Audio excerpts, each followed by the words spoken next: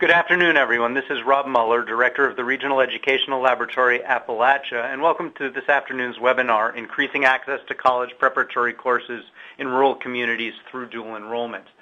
This is one in a series of webinars where we focus on what the research says, then we hear from a practitioner, and also talk about state policy. Today, I'm joined by a panel of really interesting and accomplished folks with a lot of expertise in dual enrollment, and we'll be hearing from them as we proceed through the next hour. As you just heard, the panel on your right is available for questions at any time. We'll be fielding those questions and putting them to panelists throughout the course of this afternoon's webinar. The agenda for this afternoon, after a brief introduction from me, we'll be hearing from Melinda Karp at Columbia University about what the research says on dual enrollment. We will then go to Melanie Stanley, who has stepped in for Paul Stapleton, who was called away due to a family emergency. Dr. Stanley is going to talk about what dual enrollment looks like on the ground in Halifax and Southern Virginia, and she'll be followed by Dr. Linda Wallinger, an Associate Superintendent at the Virginia Department of Education. Throughout, we'll have time for questions, and we'll wrap up with your questions as well. Before I proceed, we wanted to get an idea of who you are and where you sit. You'll see on your screen a couple questions about your role and the type of organization in which you work. If you could take a second just to pop an answer into the polling box on your right, that would be terrific. This helps us get a handle on who these webinars appeal to and the needs of our audience as well. So I believe that that poll is live. After you fill out the bubble, hit the submit button, and in a few minutes you're going to see results to your right. Let me take a moment or two to tell you about the Regional Educational Laboratory Program. We are funded by the Institute for Education Sciences at the U.S. Department of Education, authorized by the Education Sciences Reform Act. Basically, there are 10 RELs. One of them is currently TBD, but you see in your map who the prime organizations are who hold each of the 10. Our REL is responsible for Kentucky, Virginia, West Virginia, and Tennessee. The labs have a really interesting set of goals and objectives, which range from assessing the regional education, the regional research and analysis needs in our regions, building research alliances, which basically are groups of folks at the state, district, and local level who come together around a problem or problems of practice, and we work with them to develop and conduct research. We provide technical assistance and also have a distribution function. It's important to note that because we are chartered by the Institute for Education Sciences, we hold our research to a high level of rigor and method, and that governs, IS standards govern the work we do both on the study side and in terms of technical assistance.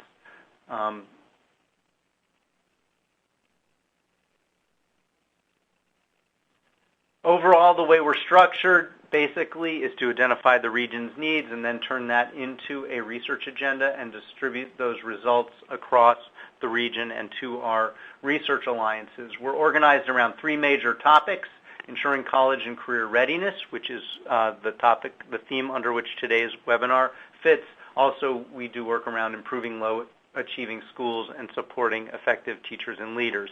These are obviously really big topics, and our research under each of these is considerably more granular and focused.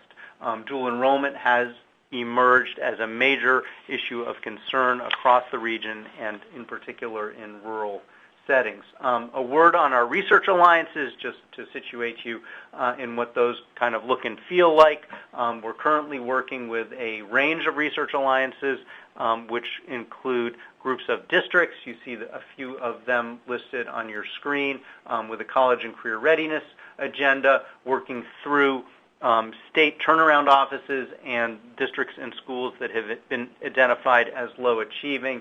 And then our leadership agenda is really subsumes and is embedded in both of those.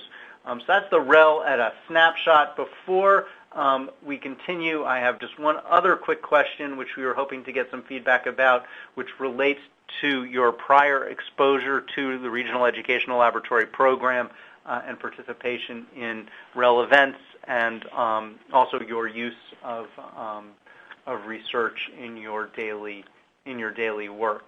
So you got another question up there. Please hit the submit button when you fill it out. Some resources you might want to jot down, notably about REL Appalachia, also a link to the Institute for Education Sciences. What is not up there is the What Works Clearinghouse, which is a really important source of what the best available research is on key topics in education reform, and that is wwc.ed.gov.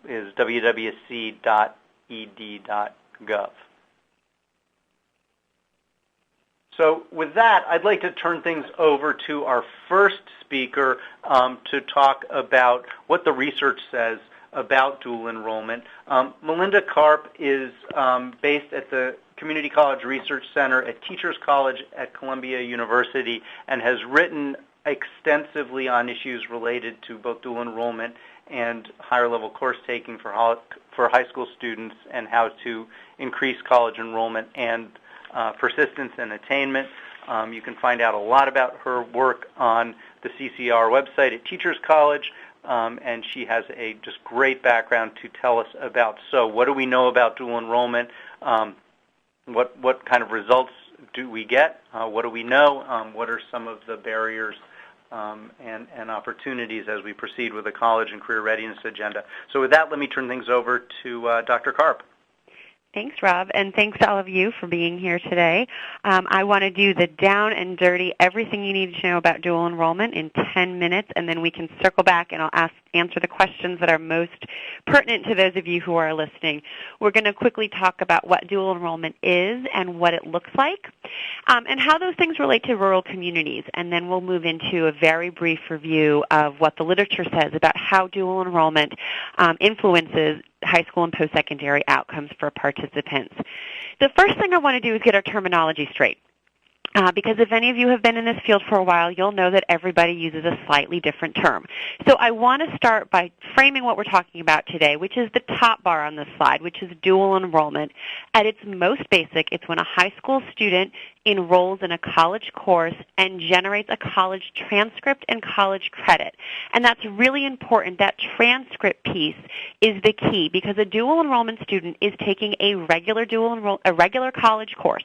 They're taking it with a college-level instructor and a college textbook, and at the end of the day, they will get a college transcript that will follow them wherever they ultimately go to college.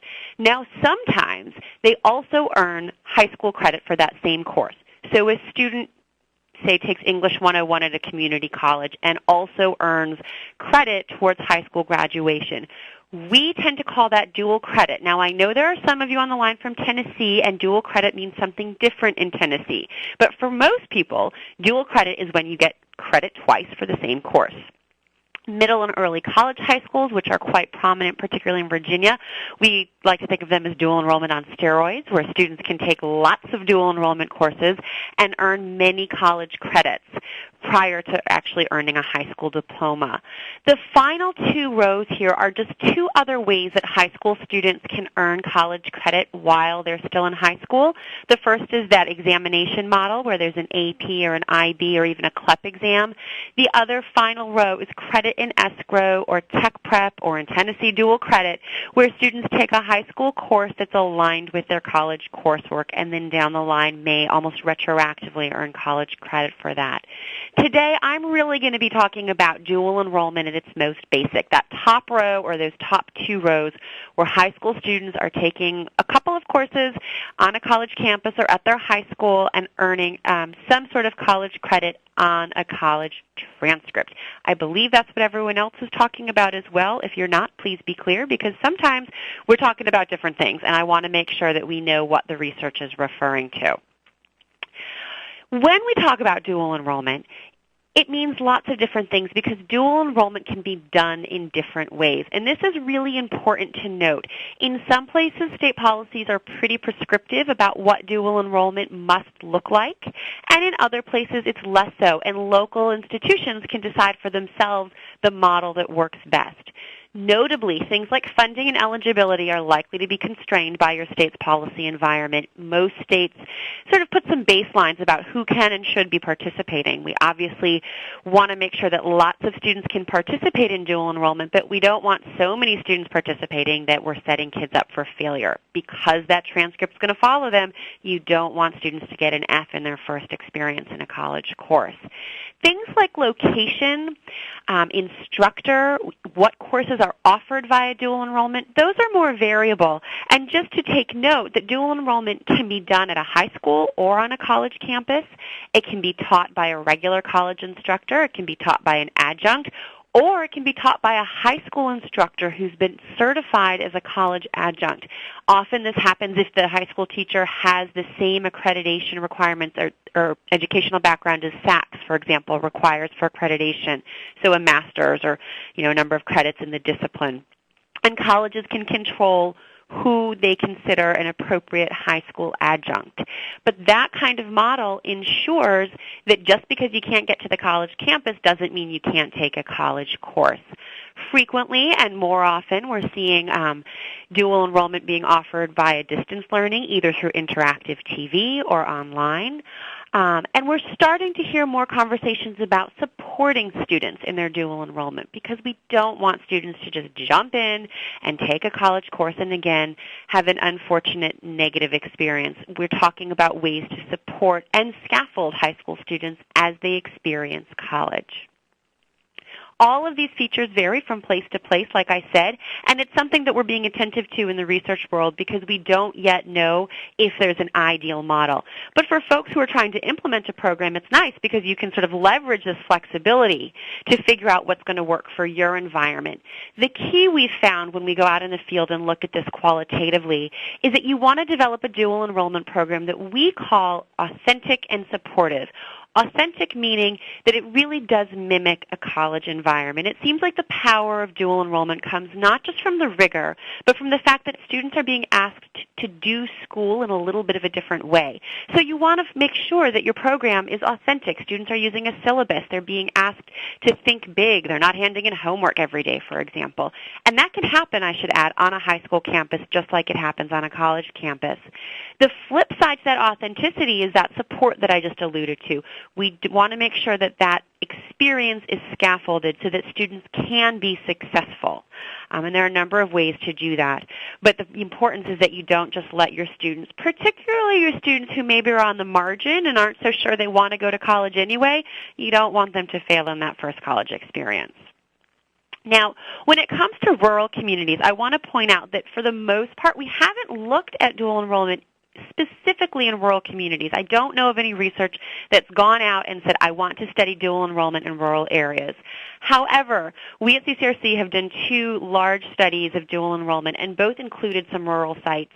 And we noted that there are some special challenges, as I'm sure that doesn't surprise you, but there are also some unique opportunities for rural schools who want to participate. The biggest challenge, and we hear this time and again, is just the distance between a high school and a college campus. I mean, you have to travel really far to get to the college campus, and for a 16-year-old, you may not want them, getting in a car and driving an hour to college. Not necessarily the thing you want your students to be doing. What we're finding is that flip side is an opportunity because you can do things like use online or ITV delivery methods or find ways to use your own high school faculty to deliver the college coursework on the high school campus. So the challenge is also an opportunity because rural schools are more likely to be familiar with online and ITV technologies. The other piece of this is the small size of many rural institutions, where it's just impossible to get a critical mass of students who want to, say, take a college-level English course in a given semester, as well as finding ways to support those students. That's a challenge, and finding ways to run dual enrollment in a smaller environment is difficult, but again, this is also an opportunity because small schools are used to being small. So there are ways to leverage this. Again, online ITV kinds of technologies, but also just the personalized and sort of closer relationship folks tend to have in a smaller institution means that the support that you can give to your students can be a bit more tailored and organic. It doesn't have to be a tutoring service. It can just happen. So there are, like I said, are challenges and opportunities for rural institutions participating. Now the key question everyone wants to know is, does dual enrollment work? Does it lead to improved outcomes? And for a long time when I got to this part of my spiel, I would have to say we don't know. And I'm happy to report that in the past couple years there have been some really good, rigorous studies done in a range of states using a range of methodologies that are providing some pretty strong evidence that when well implemented, dual enrollment can encourage positive outcomes for students. And I should note that these are studies that tend to control for pre-existing characteristics. So these outcomes are over and above what you would expect from a typical dual enrolled student if they didn't have the program. The first is that dual enrollment participation encourages college readiness. Students are more likely to know what it means to be a college student and know how to behave appropriately, follow a syllabus, those things I alluded to. Dual enrollment participants are also more likely to graduate from high school than their similar peers and to enroll in college, four-year colleges in particular. Dual enrollment encourages college completion. Dual enrollment participants have better college grade point averages than their similar non-participating peers. They're more likely to persist to a second year of college. They accrue more college credits. All of these things that we think should lead to graduation, and we need to follow students a little bit farther to say definitively that that happens, but there's very strong evidence that college completion is in the cards at a higher rate for dual enrollment participants. I should note that program model, course rigor, and implementation quality seem to matter. So don't just slap the name dual enrollment on a course and expect these things to happen. How you do it is important in leading to outcomes. Finally, all types of students can benefit. We've seen students in career and technical education programs benefit from dual enrollment. Males, low-income students tend to benefit, and since they're underrepresented at greater rates than majority, and female students, this is a really promising outcome. And low-income first-generation and otherwise disadvantaged students also benefit from dual enrollment participation. I noted that there's some problems in terms of figuring out which program features have the biggest impact. It's also hard to track students from high school into college, but we are getting much better at that. And here are some websites and resources. I believe you'll have these slides for future reference and more information. And here is another snapshot poll that you can take as I start answering questions. I assume there are a number of them. But please fill out the main challenges you have with dual enrollment and hit that submit button. And it looks to me like there are a number of questions. Rob, did you want to sort of facilitate which one should come first? So thank you very much for a terrific overview. Let me just pause for a moment to tell folks that there are about 70 people online right now. You are split between teachers, administrators, policy, and research, with close to half of you in administrator roles, and you are about, I was going to say evenly distributed, kind of, sort of, among school district, SEA, higher ed institutions, with about a third of you checking other. And about a third of you have participated or read a REL-related study, so it looks like as we proceed, we'll have some work to do there. As a first question, Melinda, I wanted to pick up on this idea of, you said the how you do this is really important, and I'm wondering if you can comment on, how you deliver dual enrollment is essential, but at the same time there's a huge amount of variance. So how should folks think about that? What are some of the key elements in an environment where in some cases this is in a high school building, in some cases it's on a college campus, in some cases it's hybrid delivery, in some cases it's online, in some cases it's traditional, in some cases faculty are are tenured college faculty, in other cases they are adjunct teaching in a high school building. How do you think about the how, especially as you scale up? Right, and that is the challenge, and I'd say that that's sort of the next piece of the research that's coming. I think we've done a good job starting to establish that there is a relationship between participation and outcomes, and now the question is how do we do this better? One of the things to note is that it doesn't necessarily require the location. I mean, everyone assumes that if it's on a college campus, it's automatically better, and I think that's, to some extent, yeah, it's probably easier to have an authentic experience if you're on a college campus, but that's not the real world. Lots of students can't get to a college campus. I have sat in some fantastic high school-based courses that are equally rigorous and engaging, are asking students to really use high-level thinking skills, taught by a high school teacher, certified as an adjunct. The key is, again, that authenticity. So you want to make sure that you find ways to make sure that your high school instructors who are certified as adjuncts understand what a college classroom looks like today, and they shouldn't be basing it, based on they went to college 15 years ago, they know what college is like. That there's some real professional development and interaction between those adjuncts and the regular high school or college faculty, Likewise, things on a high school campus like bells and security, you've got to kind of push those to the side and maybe make a space on that high school campus that feels a little bit more collegiate. So the security guard doesn't yell at students because they need to go to the bathroom in the middle of the period, because in college, nobody cares. Things like that actually make a really big difference for students. The other thing we're finding is that the content of the course seems to matter. There's some new research that a colleague of mine did, Cecilia Speroni. Her work is available off of CCRC's website, finding that a lot of these positive outcomes that we're seeing from dual enrollment may be driven by a subset of courses. So it's the students who are enrolling in pretty high-level math courses, for example, that seem to have the bulk of the positive impact. So taking basket weaving may not be the best use of dual enrollment resources. It's most likely these more rigorous general education courses that really propel students towards achieving a college credential. So there are a couple of pieces of how you do it that we're still trying to tease out, but that course content and then also that authenticity piece of it is really important. So I'd encourage folks who are listening in to please use the Q&A little bar on your right-hand side to ask questions. Let me ask you about transportation. I mean, that's come up from several listeners about how do you deal with transportation, particularly in remote rural settings. Obviously, doing dual enrollment, providing dual enrollment opportunities in your high school facilities is one way of doing that. Are there other thoughts about addressing the transportation challenge? It's a tricky one.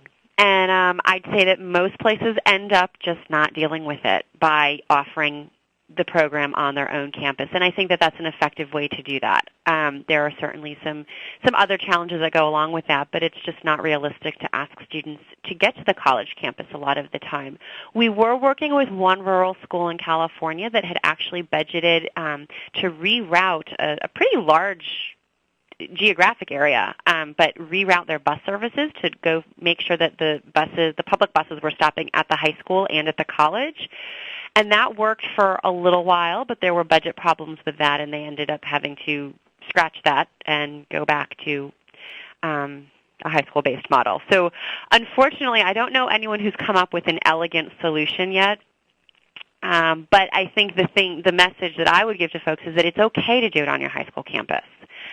There are ways to make sure that that's still an authentic and useful experience for your students. So I wouldn't just discount it because it's a high school-based model or an online model. Okay, thank you very much, Melinda. We'll come back to you after we hear from our other two panelists. And one of the topics I'd like to raise then is online and hybrid learning.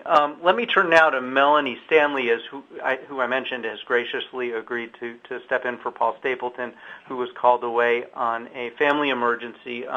Dr. Stanley is no newcomer to dual enrollment. She is currently an assistant principal for curriculum and instruction in Halifax County, Virginia, formerly director of academics in Halifax, and has a lot of experience dealing with delivery of dual enrollment in a rural setting in Southern Virginia. So let me with that, turn things over to Melanie Stanley. Well, thank you very much, Rob. I really do appreciate that. And Dr. Karp, I appreciate your comments from all of your research, and I've thoroughly enjoyed reading your research just recently, being a part of this all of a sudden. But yes, I have been, I am Melanie Stanley, and I am presenting on behalf of Paul Stapleton, who had to be called away all of a sudden this morning. And for the past 7 years, I have worked closely with him as the Director of Academies and oversaw the implementation of the dual enrollment program in Halifax County Public Schools.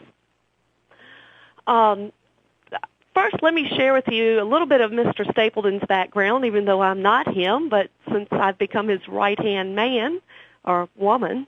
In the late 1980s, he became the youngest superintendent in the Commonwealth of Virginia at the age of 37, and he was an eager young superintendent who wanted to provide rural, poor students the opportunity to gain college experience and help them realize that they were capable of being successful in college. Because, you know, at that time, their students did not move on to post-secondary instruction at all. So he and Dr. Cavan, the president of Southside Virginia Community College, which is where I am currently, decided that they would help these students reach their fullest potential by developing what would foster first-generation college students in rural Southside Virginia. That became the basis of the dual enrollment program for Halifax County. It started in Charlotte County Public Schools, which he was the superintendent at that time. And as I said, John Cavan was actually the president of Southside and still currently is. They developed a great opportunity for our students. But because they were trying to also make money for both systems and count the students as ADMs and FTEs simultaneously, they knew they had to go and battle the state bureaucracy. So they both went to their state leaders and educational leaders and discussed this and came forth with what we now know as the dual enrollment program for Southside Virginia Virginia. Realizing the importance of bridging the achievement gap for minorities, the two men decided to branch out just from the core academic courses, which goes in line with Dr. Karp's statement, to actually begin offering more career and technical education so that they're not just college ready but career ready and focusing on industry certification. And as I said, you know, that partnership between a superintendent and a president of a community college or a chancellor of a university or college is very important in order to help navigate through the entire process of making a successful program. Now, Mr. Stapleton went on in his career from being the Charlotte County superintendent to being our state superintendent in 1998 to 2000, retired because of health reasons, and he was recruited back to Halifax County Public Schools, which is the case study that I'm going to share with you a little bit about the success of the dual enrollment program in Halifax County Public Schools. He did maintain his partnership with John Cavan at Southside, and also since Halifax County Public Schools sits in between, or where our county is actually divided by two community colleges as their service area, Danville Community College and Southside. So we've partnered with both community college presidents to offer our dual enrollment program. Now, because it takes 45 miles, a little more than an hour by bus to go to either Danville or to Keysville, Halifax and Mr. Stapleton decided to really truly invest and do a high school campus model where he invested in the education and promotion of his instructors, and they received the credentials to become adjunct faculty members of the community college system.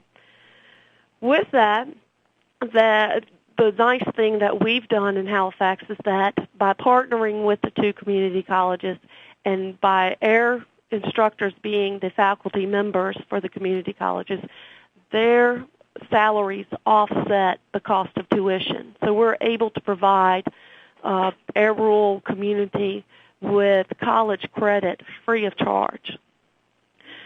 And that has made it very nice being from the area, coming back to the area, and having a child in the school system now who's benefiting from that by having that monetary offset for a parent, where our college system has made it a possibility for them to move on as a junior in some of the universities and four-year degree programs.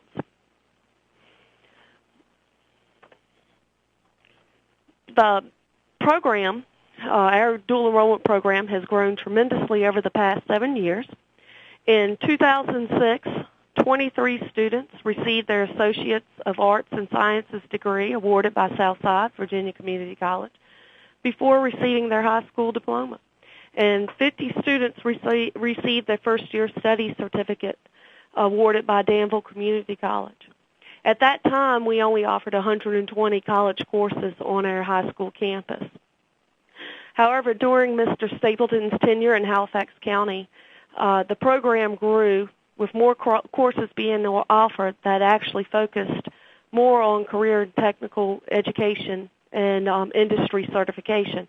In fact, Halifax County has actually led the state, the Commonwealth of Virginia, in the number of industry certifications for the past 4 years. And that's one thing that we've prided ourselves on, is that we are not only preparing our students to be college ready, we're preparing them to be career ready as well, and looking at those career pathways and providing those opportunities with dual enrollment credit. The next few slides that I have actually show the statistics of the class of 2012. This past year, we had 74 seniors who received their associate's degree before walking across the stage for their high school diploma. Huge, huge in a county of our size. Coming from that rural population, I mean, that's a great undertaking. Of our overall population, 63% of our students participated in some type of dual enrollment college course, whether it was in the academic core level or career and technical education. And a great number, 91% of our seniors, actually had that college transcript that Dr. Karp referred to as part of the reasons for dual enrollment. One of the most important notes is that 84% of our black male students, which is us reaching towards bridging that achievement gap for our minority males,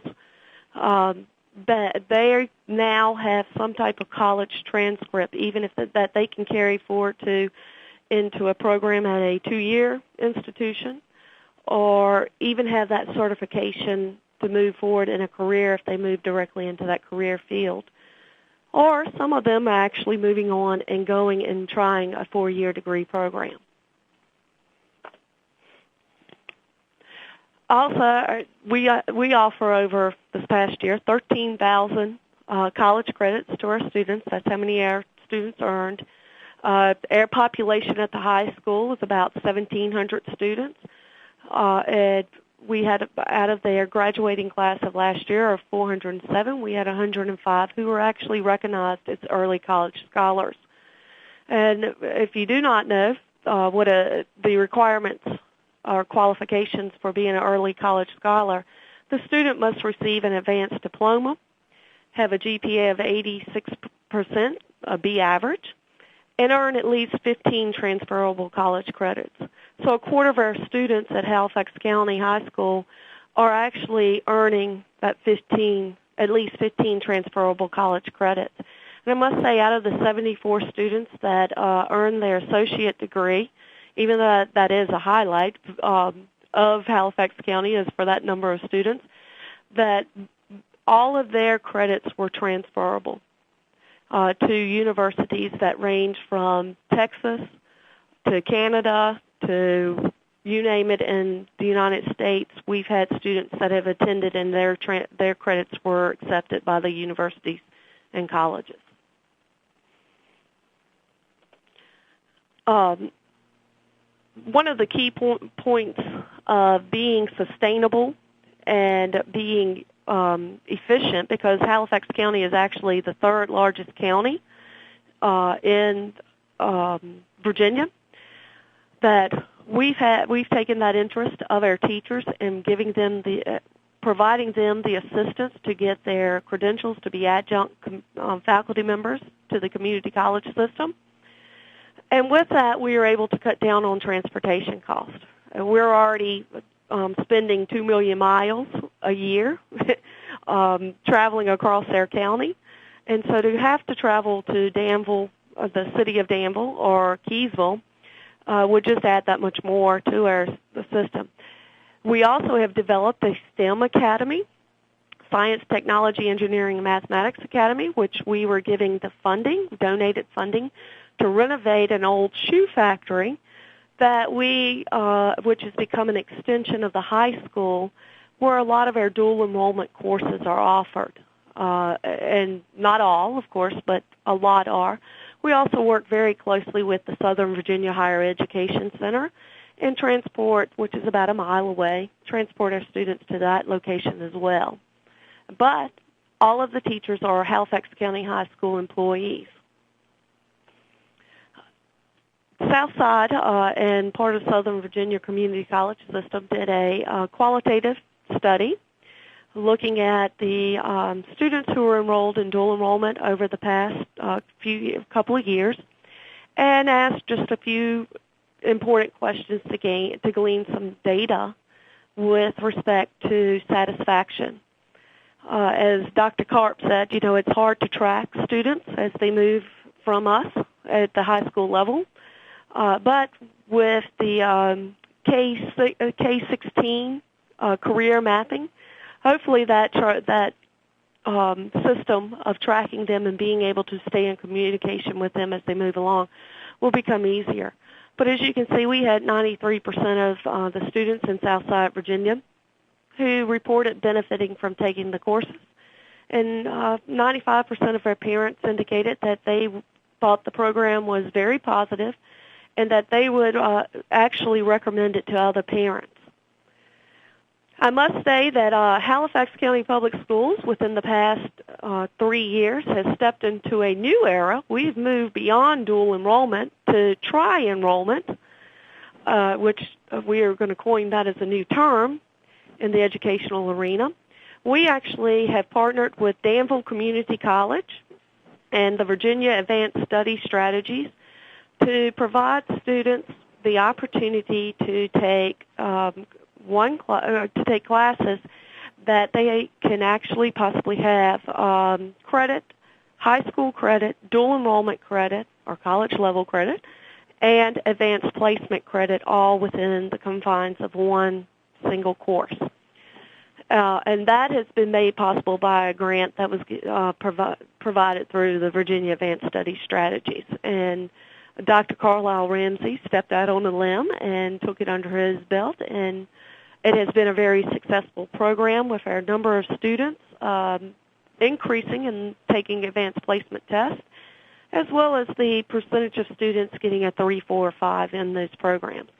All of our programs still use the college-level coursework and syllabus, as well as the textbooks. But this tri-enrollment has added the extra layer of the rigor of advanced placement studies. Hey, Melanie, can I interrupt and ask a question, and then we're going to move on and get a state perspective? I'm wondering if this would be a question if we were not in Virginia related to the Common Core, but given that we're in Virginia related to SOLs. How have you all thought about making sure that the dual enrollment courses you offer, that have a genesis in the higher ed system, are reflective of Virginia's SOLs? Well, our instructors still follow the pacing guide from Virginia Department of Education. So we still have those in place. But because those are the minimum, that's what we're striving to have all of our students to reach. And we look at those as the baseline. And so with the added instructional components of the community college coursework and so forth, those teachers still meet the SOLs and the standards set forth and still go above and have those high expectations of what you would find at a college-level course. Great. Well, thank you, and thank you for telling us about what's going on in Halifax. It sounds like you all have some absolutely terrific initiatives underway. I'd like to take this moment to move things to Dr. Linda Wallinger, who is the Assistant Superintendent for Instruction with the Virginia Department of Education. She's been overseeing dual enrollment and related initiatives and can speak to the policy environment in Virginia. Linda, the ball is yours. Thank you very much. I'm pleased to be with everyone today, and thank you for joining us. Yes, Virginia has a plan for dual enrollment, and this plan has existed in Virginia since 2005. It was signed collaboratively by the Virginia Secretary of Education and the Superintendent of Public Instruction, as well as the Chancellor of the Virginia Community College System. Virginia's standards of accreditation require high schools to offer at least 3 college-level courses, and this can be done through dual enrollment or advanced placement or international baccalaureate programs. And so, of course, many schools in Virginia do choose then to participate in dual enrollment. Melanie mentioned the state bureaucracy that's involved sometimes in coordinating between the community colleges and high schools. And so this plan really lays a framework for the high schools and community colleges to work within so that they don't have to ask so many questions of the state, and actually grants a lot of autonomy to high schools and the community colleges. There are certainly advantages for high school students to participate in dual enrollment courses. You can see the lack of duplication of facilities and equipment, and of course students are advancing their own careers as well. As Dr. Clark and Dr. Stanley both mentioned, the plan permits the courses to be offered in a number of ways. High school students can attend regularly scheduled courses on the community college campus. They can also have special courses specifically for high school students on the community college campus. And then probably the most frequent found way is for the community college course to be offered at the high school. The plan calls for students who take dual enrollment courses to be at least juniors or seniors. This is a special request through the community colleges to make sure that the students have the maturity and the work skills as well as the preparation to succeed in dual enrollment courses. However, we know that there are always exceptions, and exceptions may be considered for freshmen and sophomore students. The plan stipulates that the student shall receive both a high school credit and a college credit or college credits, perhaps, upon successful completion of the course. Virginia has standards of accreditation which govern the graduation requirements for students, and there is a provision within the standards of accreditation that allows a student to be awarded a standard credit with something other than 140 clock hours. And so this is a provision that is exercised when a student enrolls in a dual enrollment course. I would echo Dr. Stanley's comment about how professors would keep up with the standards of learning, and the assumption is that a college-level course is going to be more rigorous than the course taught at the high school level, and she's right that the standards of learning are considered a minimum benchmark, although they have become very rigorous in recent years, as have the assessments that go with them. I might add also that if a student is going to earn a verified credit for the dual enrollment course, he would need to take the standards of learning assessment that goes with that course. But those assessments are given only in certain content areas, and many of them, I imagine, may not necessarily be dual enrollment courses. Another important feature is that in order for this course to count for both high school and college credit, the principal of the high school must approve this cross-registration. So a student can't really just go out and enroll in a course and then hope later that it will count.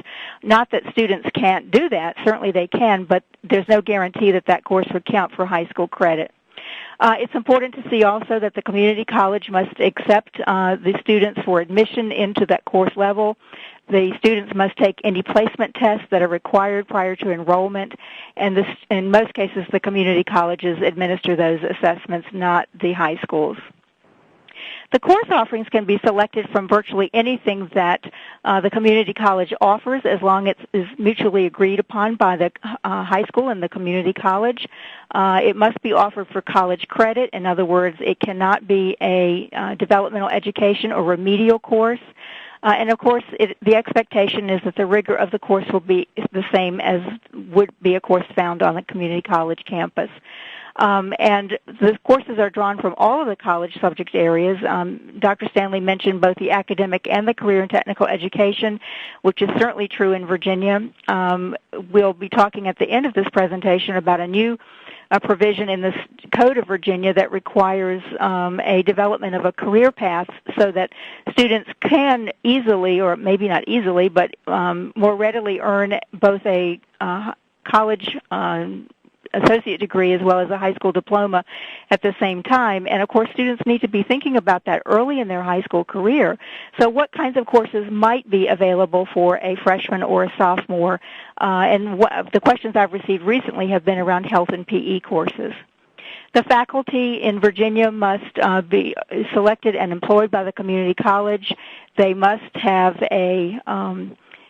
meet the adjunct requirements, which in most cases means that they must have either a master's degree or higher in the content area, or at least 18 graduate credits in that particular content area. The public schools are not penalized in Virginia for having their students leave and take a dual enrollment course or take it at the campus. And interestingly enough, neither are the community colleges. And so in funding, then both the high schools and the community colleges receive the same amount of money that they would receive for those students.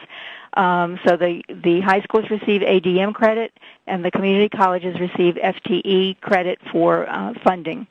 The schools are encouraged to pay the tuition for these students, but not all school divisions do, and those arrangements vary tremendously. Sometimes the students pay, sometimes the schools pay, sometimes the community colleges, and sometimes there's a split between the two. Dr. Stanley has already mentioned the Early College Scholars Program, and I will just reiterate that this is a program that encourages students to earn more college credits while they are still in high school. She mentioned what the requirements are, that they must be in an advanced studies program and have a B average and earn at least 15 hours of transferable credits toward a college degree. Another important policy piece in Virginia is something called the Commonwealth College Course Collaborative. And this is an agreement about 5 years ago among Virginia's community colleges and four-year institutions, all both public and private, with the exception of VMI, Virginia Military Institute. And they have agreed upon certain conditions to award for college degree credit courses taken in certain subject areas. And the degree credit is really important because it's not to be a credit that just transfers in as a general studies credit, but these courses would be counted towards the degree. You see the course subjects listed there on the right in biology or U.S. history or psychology. Virginia does not have a centralized system of colleges in Virginia, so you know that it's difficult to get all of them to agree on something. And you can see the number of participants. It really was quite a policy feat. So there are three core courses where all of the colleges have agreed upon certain conditions under which they would award the college credit. And then some of the colleges have agreed on other conditions for the additional subjects in English and economics and so forth. Something new that occurred this past General Assembly session is, this is a quote from the code, that each institution within the community college system must develop agreements for post-secondary degree attainment with the public high schools in the school divisions that they serve, specifying the options for students to complete an associate's degree or a one-year uniform certificate of general studies concurrent with a high school degree. And this is what I was mentioning earlier, that the community college system has been working with some of its representatives this summer to make some changes to the dual enrollment contract that exists between the locality and its service area community college.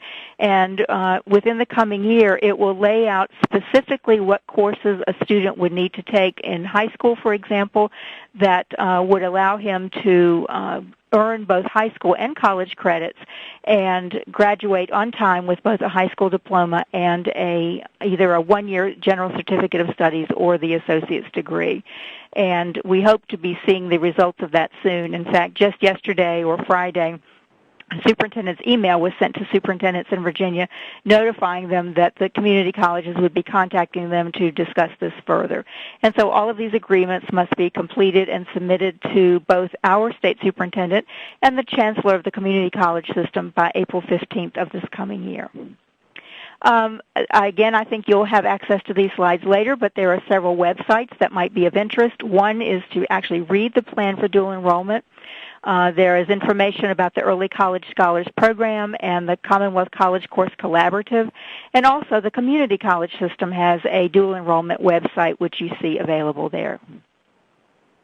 And if you have questions, I've listed my contact information and also my colleague in the community college system, Lori Dwyer, who also works with the dual enrollment program there. Good. Thank you so much for a terrific presentation. Let me just remind our listeners quickly of three things before we go to questions. One is when you exit this webinar, you will be asked to fill out a survey, customer feedback survey. Please do that, and don't forget to hit submit. Second, you can go to RELAppalachia.org and sign up for our newsletter. And third, you can use the question bar on the bottom after this webinar is over, and questions that we don't get to today will be in the meeting summary. Let me turn to all three of you to the issue of credentialing. And could you say something about well, the opportunity, the challenges, and the differences of a member of the faculty teaching on a an institution of higher education and credentialing a high school teacher to be adjunct in that system? And in particular, do you see, a difference, for example, between, teaching, someone whose training is in math education versus mathematics? And why don't I go to Linda Wallinger first on that one? Certainly. I agree that a math education and a mathematics degrees are different, and it is my understanding from the community college system that the credits must be in mathematics in this case. For example, 15 graduate credits in mathematics, not in math education. Also, in Virginia, the dual enrollment plan calls for the community college system to make the decision over the credentialing of the individual, and so the community college system would have the final say in who teaches that course. Okay. Melinda or Melanie, comment on that, on teacher credentialing? Yeah, just to echo what Dr. Wallinger just said, typically folks need to have the same credentials as the SACS or any other relevant accrediting body holds. So that is not math education, but math and graduate level math credits, for example.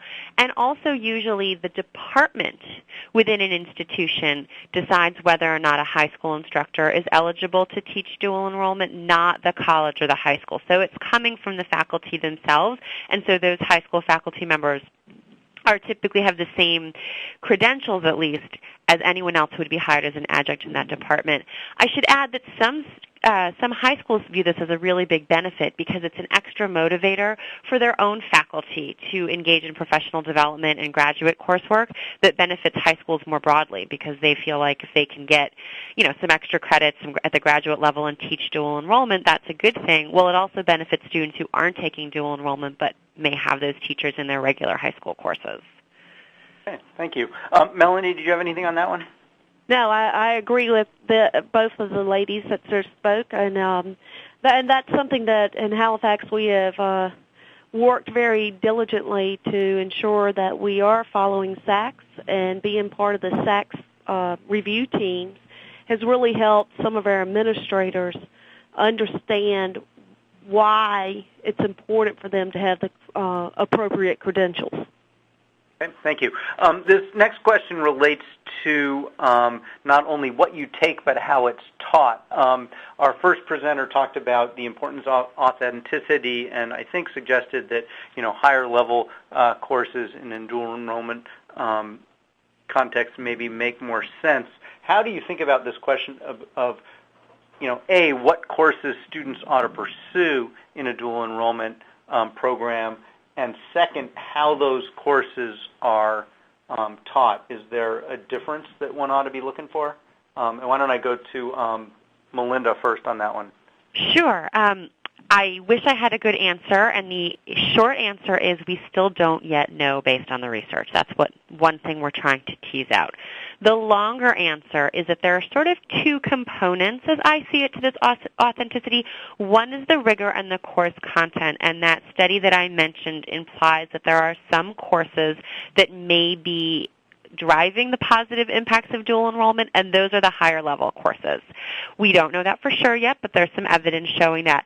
The flip side of that, I would argue, is that there are lots of students who aren't going to be ready to take those courses, but may really benefit from something like a College 101 course that teaches them, what it means to be in college and gets them ready for future college success. So that content is still an open question, but there is some evidence that it's useful to be strategic about what you offer your students. At the very least, making sure that you're offering courses that lead to a diploma, like general education courses, not random electives. The second component of authenticity is more of call it non-academic, but that's not really the right word because these are things that are related to academic success. Things like study habits, ways of asking for help, ways of being a student that are very different on a college campus than they are at high school. So for example, just knowing that when someone gives you a syllabus the first week of class, they may not refer to it again, but they expect you to know when that midterm is, even if they never collect your homework. Just that kind of knowledge is really important for college success. And we've hypothesized, and we have some emerging evidence, that that's one of the reasons that dual enrollment students have better outcomes than other students, is that they learn this kind of stuff at an earlier point in their academic careers. If that's true, it's important to make sure that that classroom environment for dual enrollment is authentic, that it looks and feels like any other college course on a college classroom. Students are asked to be sort of self-motivated and have the same kinds of academic habits as any other college student. So there are two pieces of it. Good, thank you. I want to be attentive to the clock here, but also recognize the fact that we have a pile of questions still, so I'm going to throw two more to our panel, and then we'll wrap it up. Next one, I'd like to ask Melanie first about your experience in Halifax, and this is related to online learning and the degree to which online course taking has been part of your dual enrollment offerings, and then I'd like to ask from a state of Virginia perspective how y'all are thinking about online courses. Well, of course, we've had to offer online courses throughout, but what we've really tried to do since then is actually recruit teachers to have physical bodies there. And we have been a part of a virtual academy for 6 years. And in that virtual academy, our students could take courses such as physics, higher level math that we might not offer on campus per se. And that has been very successful in that, it has taken the place almost of our school system because of travel time to go to the governor's school. A lot of our students are opting to go in and do a lot of the higher level coursework. And some of the career and technical coursework that we offer we're the first motorsports, so we're actually on the other end of a online program because we have a motorsports program. We actually work with a school system outside of the state and connect with them to discuss and show what we're doing as far as our motorsports program. So that's kind of a flip side of being online, is that instead of our students sitting there and learning from somebody as a distance learning, we're actually teaching them. So. Good, thank you. Linda Wallinger, from the Commonwealth of Virginia perspective, any comments on online dual enrollment opportunities? Yes, we certainly support virtual learning. In fact, the state has its own Virtual Virginia, which has many advanced placement courses in it. And so I don't think that there would be any issues with an online dual enrollment course. And Melinda, does the research say anything about online dual enrollment opportunities? Not explicitly. It hasn't teased that out. We're hearing that one effective way of doing this is to offer sort of that cohort model where students, maybe you have 5 students taking one course, and that's not enough to run an actual section, so you put them all in an online course together, and then high schools are blocking out time in their computer labs with a proctor so that those 5 students can do their coursework together at the same time, so that at least there's a bit of a class kind of happening.